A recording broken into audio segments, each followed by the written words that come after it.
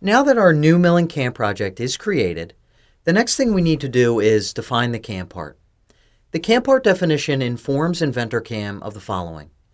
The post processor we'll be using to output G-code for our CNC machine, the coordinate system or origin for all our machining operations, and finally the stock and target models. These definitions are made using InventorCAM's milling part data dialog box. Let's take a look. This milling part data dialog box is where you specify all the information that is relevant to the current CAM project. The information can be edited at any time. First and foremost, we should select a CNC-Machine Controller to handle our G-code output. If you click the menu, a list of post processors currently installed on your system is displayed. For this example, let's just choose the G-milling post for a 3-axis Haas. In the section below, the program number defines the block number of the first line in the generated G-code. The subroutine number defines the number of the first subroutine procedure. For this example, let's leave the default values as they are. Next, we'll create our coordinate system, also known by many people as their home position. The coordinate system defines the origin for all machining operations of the CAM part. It corresponds with our built-in controller functions. To start the coordinate system definition, click the Define button to display the CoordSys dialog box. Now, we are presented with several options to define our coordinate system. We can define the coordinate system origin position and axis orientation by selecting model faces, vertices, edges, or even Autodesk Inventor coordinate systems. Choose the first option, which is also our most commonly used option, called Select Face. By choosing Select Face, the moment we click on a specific face in the graphics window, the coordinate system will be created with the z-axis perpendicular to that face. For this CAM project, go ahead and select Top Center of Model Box from the Place CoordSys Origin to drop-down list. Again, go ahead and pick on any top-facing surface of our target model. Our coordinate system will be automatically created at the very top center of that surface, as we can see here. The coordinate system axes are represented graphically by color. The x-axis is represented by the red line, the y-axis by the green line, and the z-axis by the blue line. After we finish this process, we can click the Finish button. The CoordSys data window will appear where we can control our default machining levels. Let's just quickly run through what these represent. The tool start level is the Z level where the tool comes to directly after a tool change and where the tool length compensation is activated. The clearance level is the Z level where the tool will retract to when moving from one area of the part to the next. The part upper level defines the height of the upper surface to be milled, and the part lower level defines the lower surface to be milled. For this example, let's click OK to accept the default Z levels. Now you have just created your very first coordinate system, Mach 1, Position 1. Click Finish to accept.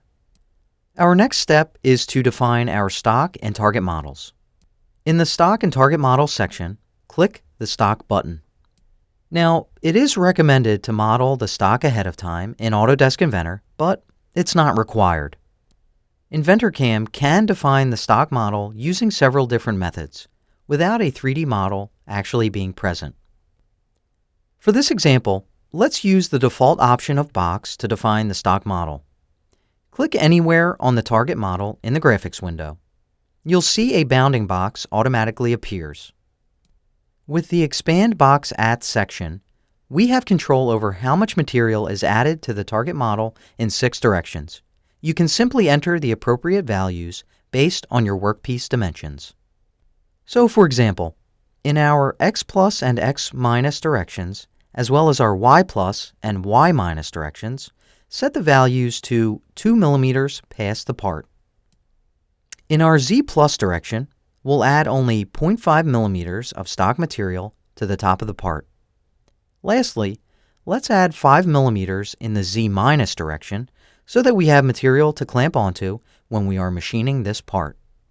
As we alter the values of the input field text boxes, notice the stock material is updated graphically in real time. Once we have the dimensions set, click the Add Box to CAD Model button so that this geometry, which represents our stock, is displayed at all times. Click Finish to accept the stock model definition. Next, we should move on to defining the target model. As I pointed out earlier, the target model is the final shape of the workpiece after the machining. InventorCAM uses it for things like rest material calculation and gouge checking in the Solid Verify simulation. So to start the target model definition, click the Target button. Then, simply pick on the target model in the graphics window.